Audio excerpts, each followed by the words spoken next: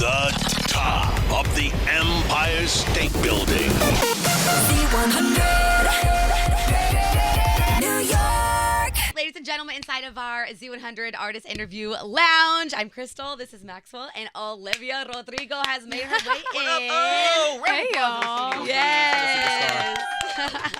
How are you feeling? I'm good. I'm so excited. I feel nervous, relieved, like almost every feeling you could possibly feel. I feel it all in one moment. So Is it safe to say that those guts inside are a little, you know what I'm saying? Hey. Butterflies in the gut, for real. No, you're here. You've given us these songs, these stories, and there's a lot of growth in this album. To make that step and to still be so vulnerable with your words and the energy that is throughout this album. How exciting is it to see the world gravitate towards it, fam? Yeah, I mean, gosh, I just feel so grateful. We worked so hard on this album. We were writing it for like a year and a half, and just feels so nice to, put it out into the world. And it's really interesting to see like what songs people gravitate towards, because you're in a little bubble making the songs. Yeah. You always have your favorites, but I've been really curious to see what people kind of resonate with. Yeah, that's pretty much what it is. All of them.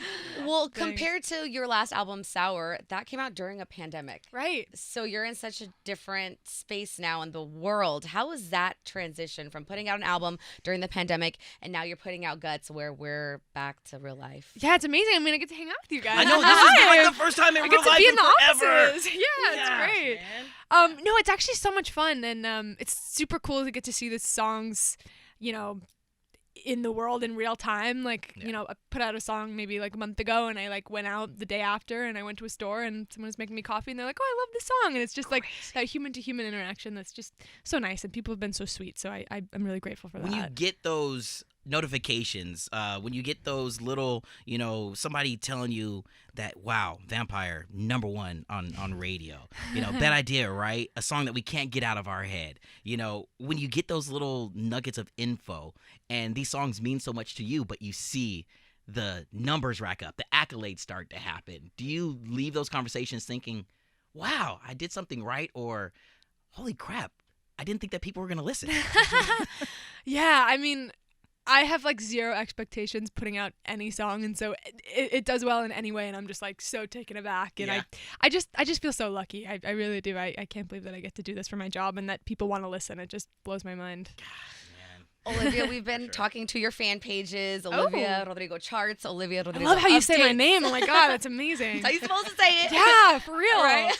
No, but they really want to know what you are doing while you're making the album. What are you eating? Where are you? Like all those kinds of things. That is a great question. Food is an essential part of making any album.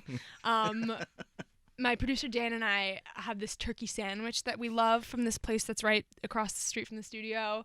We love tacos. We love Taco Bell. Lots of Taco Bell was consumed. Yes.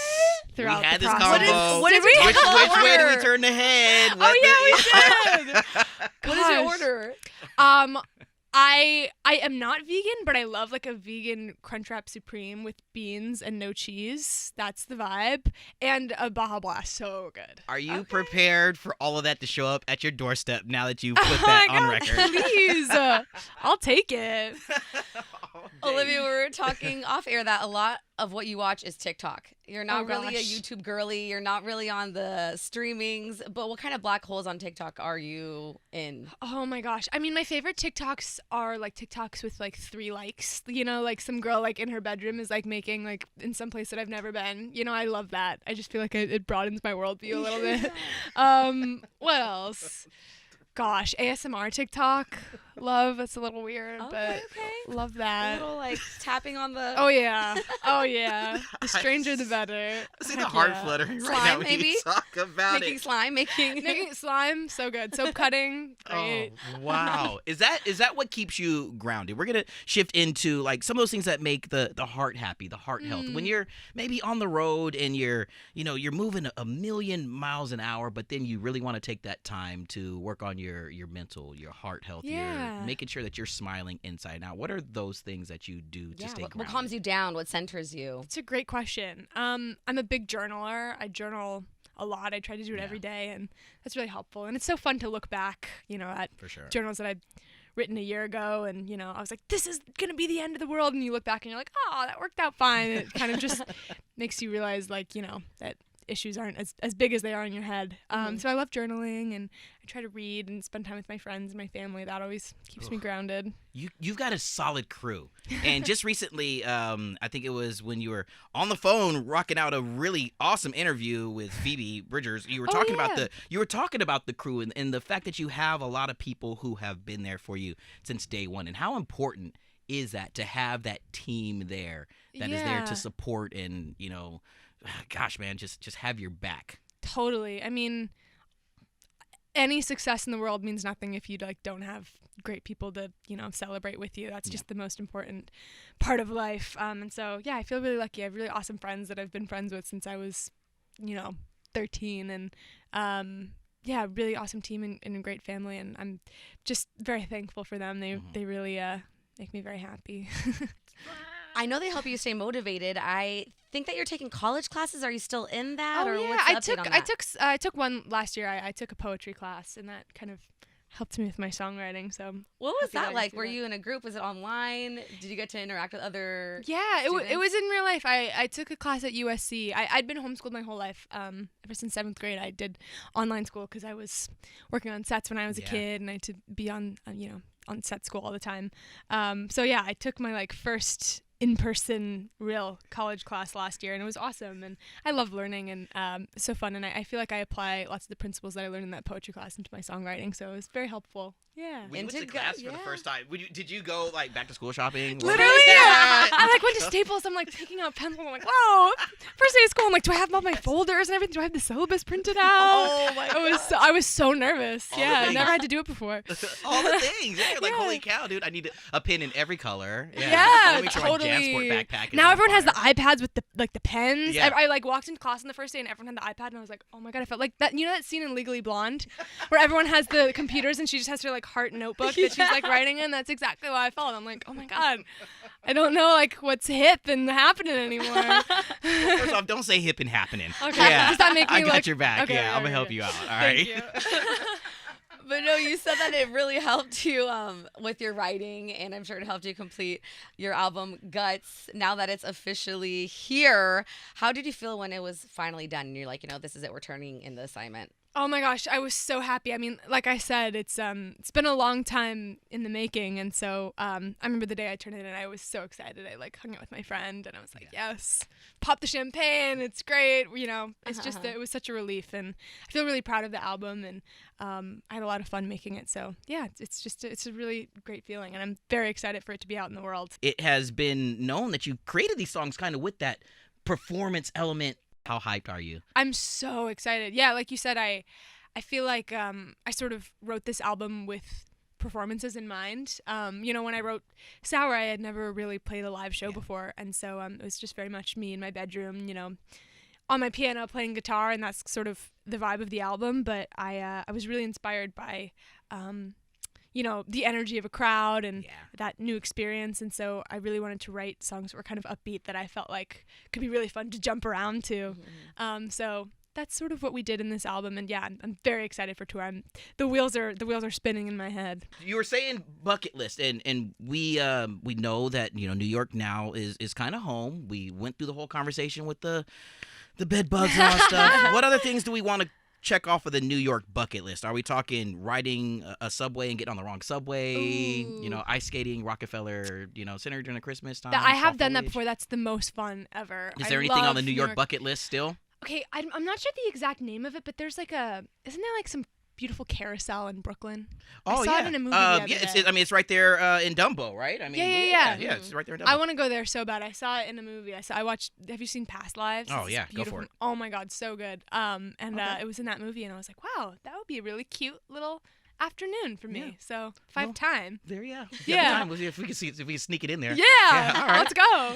Well, New York is so different than LA in so many ways. So it's Totally. something that you were really excited about when you finally moved here, but also that you're kind of nervous now that you're living here. Yeah, I mean, everything about New York is just incredible. It's so electric. The vibes are amazing. I love walking everywhere. I feel like I get so many steps in when I'm here. Like Facts. 10,000 steps easy. Is it hard for you to walk around? Do people always stop you?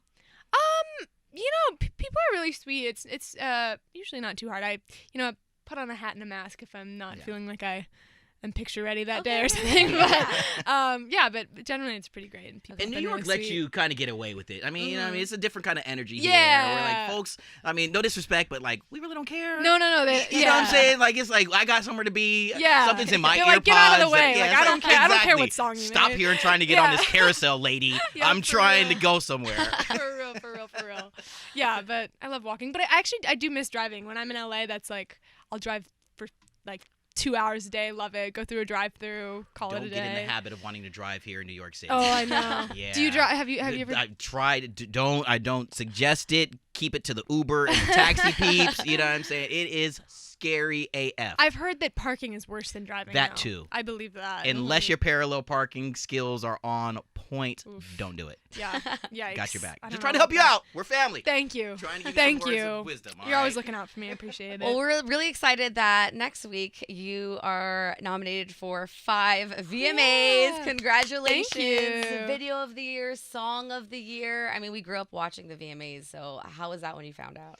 Yeah, I mean, it's so thrilling, so exciting. I love the VMAs. I went when Sour came out like 2 years ago, and it was one of my favorite nights of my career. It was so much fun. So, yeah, VMAs always keeps it exciting. There's always, super fun performances to watch, great outfits. I'm very excited to go. Do you already have outfits thought of, picked out? Oh yeah, thinking, some I design? do. I do, but no spoilers. She's lying. She's lying. When you started on Disney and Bizarre and all that, you were a little girl like that. I know. And now, like, you are that young woman for little kids. Yeah, it's so interesting. I actually I haven't done this in years, but I was with my best friend the other day and we rewatched an episode of Bizarre and I was like, whoa, that's so insane. It's also so insane that I have just like a video scrapbook of exactly what I looked like and sounded like when I was like 13 years old.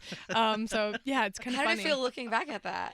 It was like sweet. I didn't cringe too much. Okay. I know. Right? I don't know. Sometimes we're like, Maybe when I'm like 40, I'll be looking back at this interview Like, like, oh, that's what I was like when I was 20. Yeah, So we hope so. yeah. We got cameras around here. We got a room know. here, to show. And the thing that's the well most documented. important thing that you take away is that it's a room full of love, full of support, full Aw. of all the things that we have said throughout this conversation, just pride. And it's just because you are being so true to who you are. You're giving us literally your guts, all capital letters with this album, and you're writing from, one of the, most purest places. It's just really cool that we get to share this moment with you as well. Thank you for being so kind. I really appreciate you. Fam. You are fam. Oh. thank you again for just being you and shining your light, being so sweet to all of us here. And we are just really excited that Guts is finally here.